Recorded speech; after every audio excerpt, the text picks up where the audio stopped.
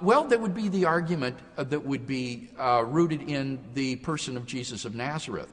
I don't think that any historian who is a purely naturalistic historian can give a plausible account of events like the death and resurrection of Jesus. I think we have here, in essence, a kind of argument from miracles for the existence of God. It may surprise most people, but the fact is that there is a majority of New Testament biblical critics who have come to believe that part of the portrait of the historical Jesus that is established by an examination of the evidence is that after his death, Jesus was buried in a tomb by a Jewish Sanhedrist named Joseph of Arimathea, that on the first day of the week following his crucifixion, that tomb was found empty by a group of his women followers, that thereafter various individuals and groups of people experienced appearances of Jesus alive after his death, and that the original disciples suddenly and sincerely came to believe that Jesus was risen from the dead,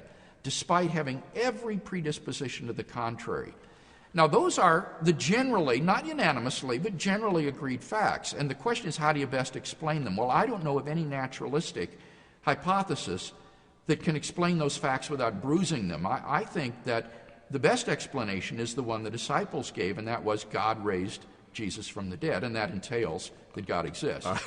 I would think that's a rather lengthy set of premises to get to your conclusion, but I will leave that for you and, right. and go on to the next one.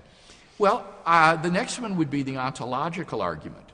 And this is the argument that the very concept of God, properly understood, implies that God exists. And the idea here is that God is a maximally great being. He is the greatest conceivable being by definition. But a greatest conceivable being would have necessary existence. He would be omniscient, omnipotent, morally perfect in every existing, possible world. And really existing. Well, yes, in every possible world. And since this is a possible world, it follows that God must exist in this world, and therefore he exists. And I think that this argument is a sound argument for God's existence. How about arguments that are personal, that you can't convince anybody else of, but that you feel? Yeah. I know people have them because many people Right. talk about it, but are those philosophically legitimate? Oh, absolutely. I would say that my belief in the existence of God is ultimately not rooted in these arguments. These arguments provide confirmation or reinforcement for my belief that God exists. But my belief that God exists is rooted in my personal experience of God. He's a living reality in my life and has been ever since I became a Christian as a teenager. And I think that's perfectly defensible. We spoke a moment ago about our knowledge of the external world. There's no way to prove that the external world exists. There's no way to prove you're not a brain in a vat of chemicals wired up with electrodes to think that we're here in this room having this conversation. Similarly, there's no way to prove that the past is real, that everything wasn't created 5 minutes ago with built-in memory traces and appearances of age. These are what philosophers call properly basic beliefs. They lie at the foundations of our system of beliefs. Now, these beliefs aren't arbitrary. They're rooted in experience, my experience of seeing and feeling and smelling objects and remembering the past and so forth.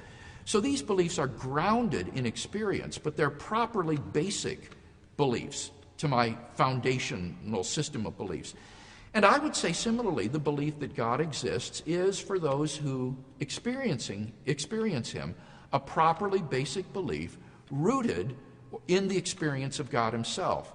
And in the absence of some overwhelming defeater or objection to belief in God, the believer is perfectly rational to accept that God exists, just as we are perfectly rational to believe in the external world or the reality of the past. Well, most people's internal feelings about things are acculturated because of society or family or experiences or psychological benefits or problems that people have had. How can you depend upon something that is so emotionally based to root your deepest belief? Well, I think that an atheist to carry this argument would have to show that there's a particular psychological profile that religious people have. And that just has never been demonstrated throughout the world. There isn't any sort of particular psychological profile that religious believers exhibit. They come from all sorts of backgrounds, all sorts of belief systems, all sorts of emotional and cultural upbringing.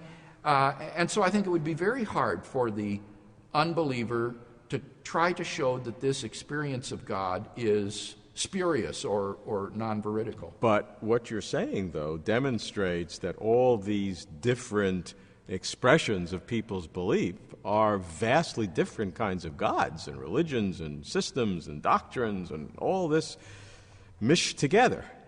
But you're pointing to some core commonality among all these superficial differences that somehow proves an existence of God, yet the God that those are all related to are all different. Well, no, I wasn't appealing to that. I was thinking of people who believe in a traditional theistic concept of God, that they don't exhibit any sort of psychological profile. Freud attempted to do this by saying that it's the projection of a sort of father figure on the heavens due to an Oedipal complex.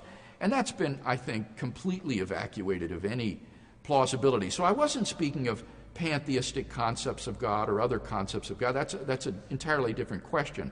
What I meant was that believers in the traditional concept of a monotheistic God don't exhibit any commonality in terms of their psychological upbringing or culture or profile that would lead us to think that you can say this is non-veridical. And you, as a real individual, will rely upon that more than all the other arguments from science or philosophy. Yeah, I would. I think that the experience of God, for him who has it, is a self-authenticating experience. It's something that's so real that it overwhelms the defeaters which are brought against it.